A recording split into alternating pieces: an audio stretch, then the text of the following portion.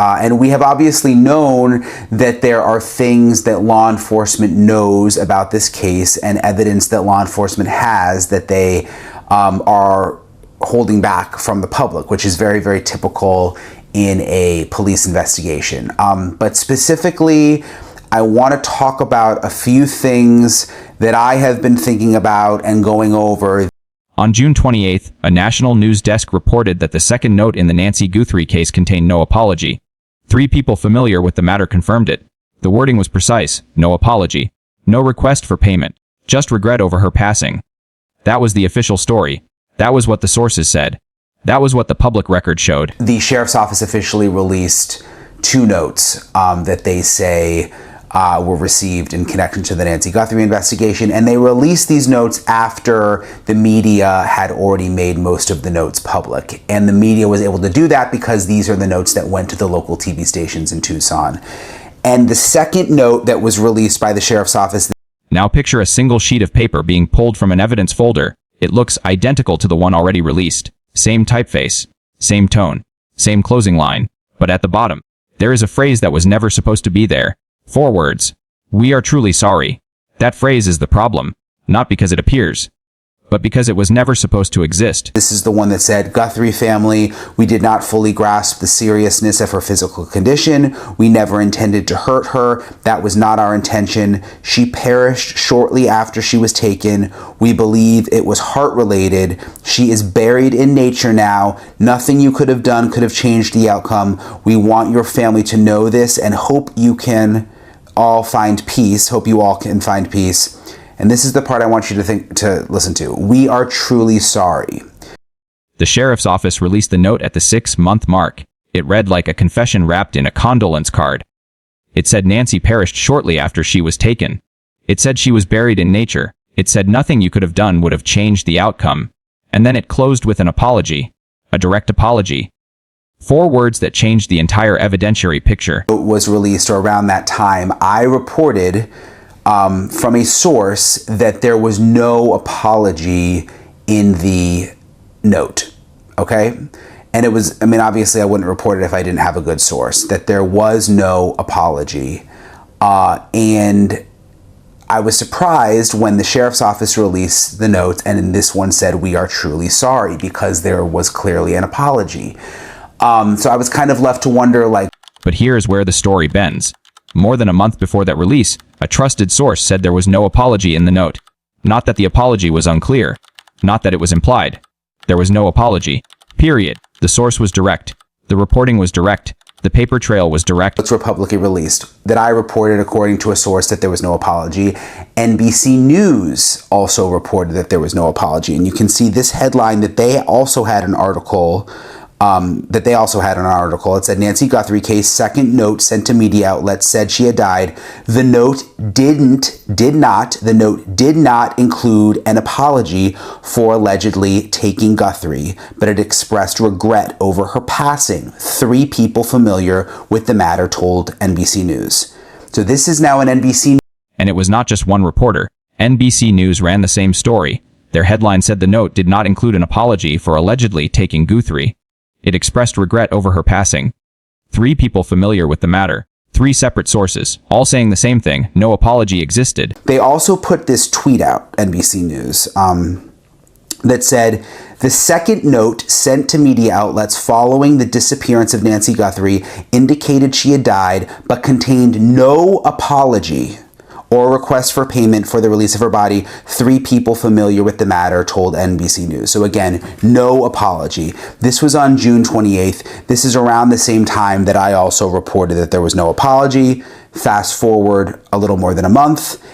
NBC even put the claim in a social media post. The second note indicated she had died but contained no apology or request for payment. Again, 3 people familiar with the matter.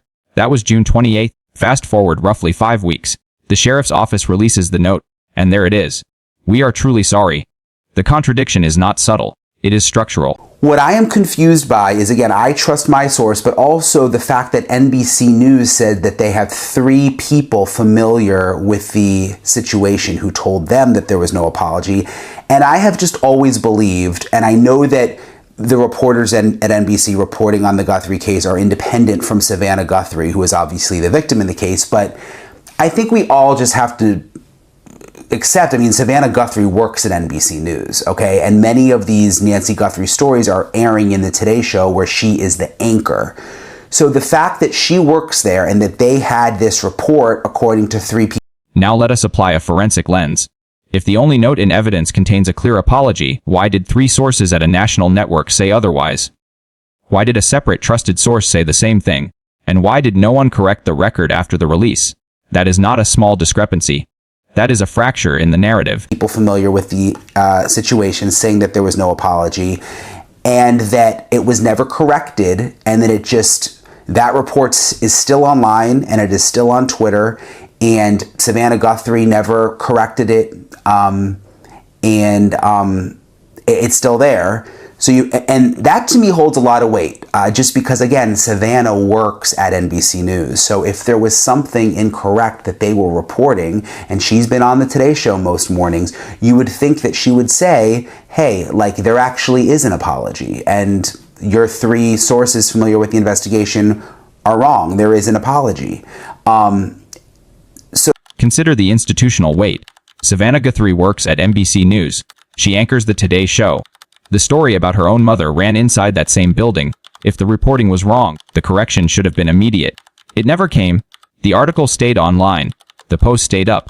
The contradiction stayed unresolved. Apology. So what does this mean? Truthfully, I don't really know, but I've been thinking about it, and I figured, you know what, let me make an episode about it, because I think it's something worth considering. Is there another note that exists that was not released where there is not an apology? Is that why there is this confusion? Is that why my source said there was no apology in the note? And is that why 3 sources of NBC? That raises a single uncomfortable question. Is there another note? A note that matches what the sources described? A note with no apology? A note the public never saw? If it exists, then the sheriff's office did not release the complete record. It released a curated record. And that is a very different story. News said that there was no apology in the note. I think that's a possibility. I don't know for sure, but there is something that I think we need to take note of, for lack of a better word, with this whole situation, because it doesn't make sense to me that if that's the only note where there is very clearly an apology, and again it says in the very last line of the letter, "We are truly sorry." If that is the only note, then why did NBC News have 3 sources saying there was no apology? Why did I have a source saying there was no apology? And why did Savannah allow NBC to report those things? Something that and I hope this isn't confusing, but I think it's something that we should be thinking about. And again, I would not be surprised if there are pieces of evidence that law enforcement has that they are not making public. And I don't know if there's another note, just being transparent. The evidence pattern now splits. Publicly, the sheriff's office says these are the 2 relevant communications. Privately, law enforcement routinely withholds material. That is standard procedure in an active investigation. But here, the withheld item is not a forensic detail. It is a sentence. A sentence that changes the tone of the entire communication. You told me that the second note did not have an apology in it, and NBC News was also reporting the same thing, that there was no apology, no direct apology in the second note. But then when the notes were released on the 6-month mark, the second note did have an apology.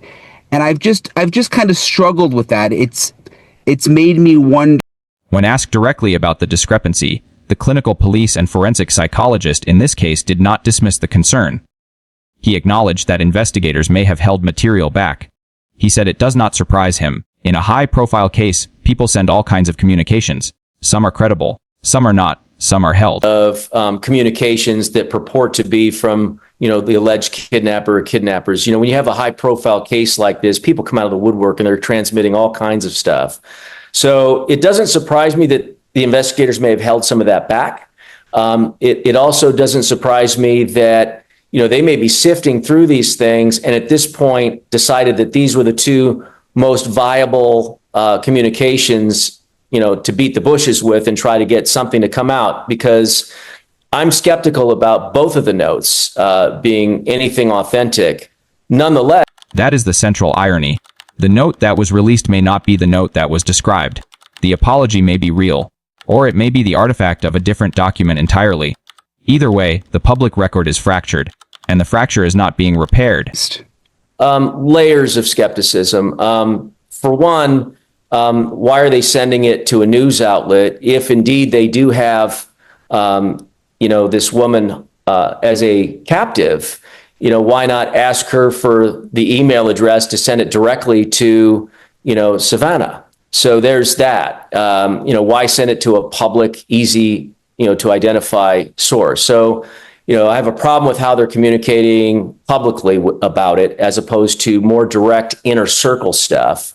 Also, the tone of it was a little bit too...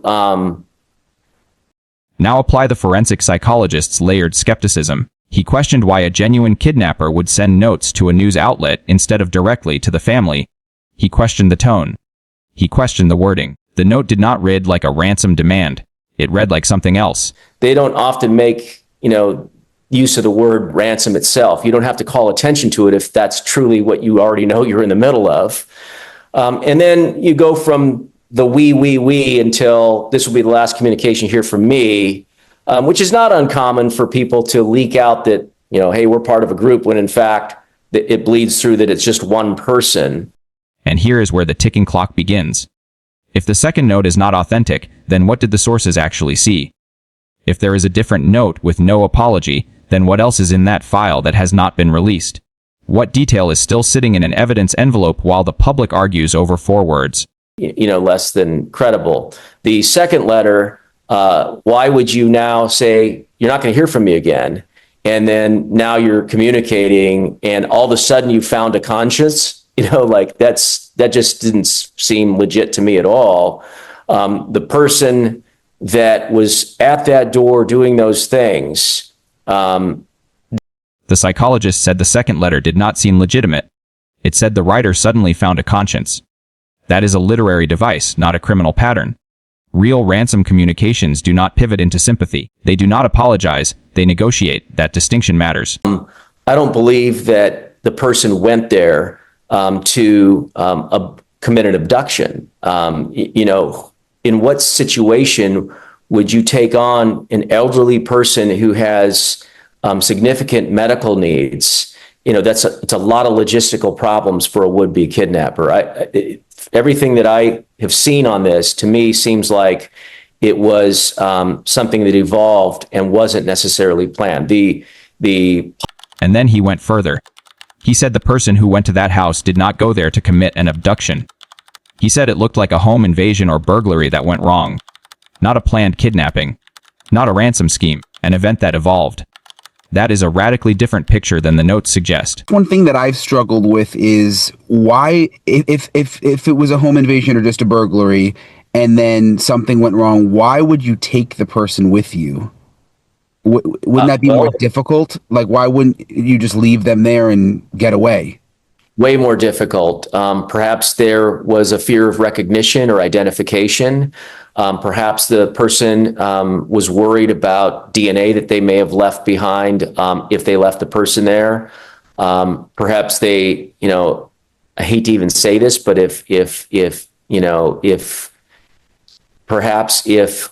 she was already mortally wounded, the concern was about delaying the investigation by removing evidence being, present on a potential body. Why would someone take an elderly woman from her home if the crime went wrong? He answered directly. Fear of identification. Fear of DNA. Fear of evidence left behind. Not money. Not leverage. Evidence removal. That is not a ransom motive.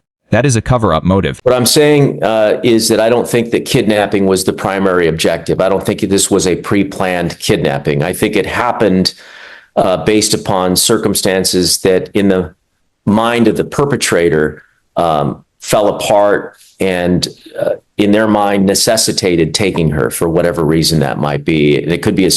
So what is the moral refrain at the center of this case? The note was already released, but the contradiction was never explained. The apology was always there, and yet the sources said it was not. The paperwork already knew. That is the phrase that binds this together. The paperwork already knew. Random events can and do happen, But I'm in agreement with you that it is more than likely somebody that has some sort of at least remote connection to the family. They've, maybe a caregiver, mentioned something about the family, and that got somebody's attention that maybe is not a great person in their circle of life. It could be as simple as that, not necessarily in that inner circle, but somebody that is in relationship there hears about it and thinks, hey, there's an opportunity. And consider the final twist. The psychologist said it was more than likely someone with a remote connection to the family, a caregiver, a friend of a friend, someone who heard an opportunity and moved. Not a random house, not a random victim, a connection. That narrows the field, and it sharpens the question. The paperwork already knew. Really, really appreciate Dr. Mahandi for taking the time to talk with me. Something else I wanted to touch on, you guys may have seen the report, there was some remains, human remains that were found like 10 to 15 miles from Nancy Guthrie's house. The Pima County Sheriff put out a statement saying that they do not believe that those remains are connected to the Nancy Guthrie case, but I know there's been a lot of questions about those remains, and like I get it every time there seem to be remains found in the Tucson area. Everybody kind of gets nervous, including me sometimes, like, oh my gosh, is this going to be it? But these, from what I've been told and what the sheriff is officially saying so far, don't appear to be connected to the Nancy Guthrie case. And they do find, unfortunately, a lot of remains out in the desert out there. I mean, I've done stories on it before. People go missing out there. There's migrants crossing in that area that for decades where, old bones are just now being found. There's Native Americans in that area that, they find remains. So I don't think, this is going to continue to happen where bones and remains are found. Now to you. The public record in this case includes the released notes and the earlier news reports. Go look at them side by side. Read the second note. Then read the June 28th report that said no apology existed. Ask yourself one question. If the public record already contains this contradiction, what else is in the evidence file that we have not been allowed to see? Answer in the comments. The paperwork already knew.